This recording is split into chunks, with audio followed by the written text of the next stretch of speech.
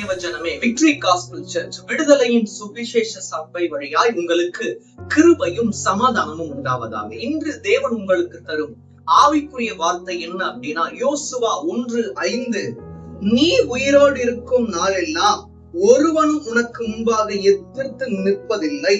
நான் மோசேயோட இருந்தது போல உன்னோடும் இருப்பேன். நான் உன்னை விட்டு விலகுவதும் இல்லை, உன்னை கைவிடுவதும் இல்லை. இந்த வாக்கு தத்துவம் நமக்கு தெரியாதது இல்லை, நமக்கு எல்லாருக்கும் தெரிந்தது, அறிந்த ஒன்று. அவர் உங்களை விட்டு ஒரு நாளும் விலக மாட்டார், அவர் நம்மை கைவிட மாட்டார். அன்று அவர் சொன்ன வாக்கு தத்துவம், நான் மோசேயோடு இருந்தது போல உன்னோடும் இருப்பேன். இதை நம்ம கொஞ்சம் சேஞ்ச் பண்ணா, இந்த ஒரு காலகட்டத்துக்கு ஏற்ற மாதிரி, மோசேயோடு இருந்தது போல, யோசுவாவோடு இருந்தது போல தேவன் நம்மோடும் இருப்பார்.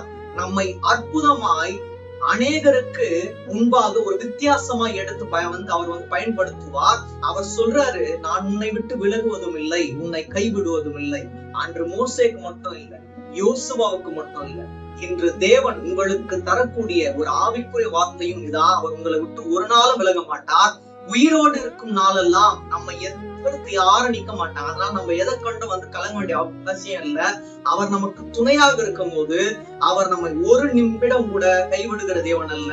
அவர் நம்மை கைவிடாமல் பாதுகாத்து நித்தமாய் அவருக்குள் மறைத்து நம்மை வழிநடத்துவார். அந்த தேவன் தான் யாவரையும் ஆசீர்வதிப்பார்.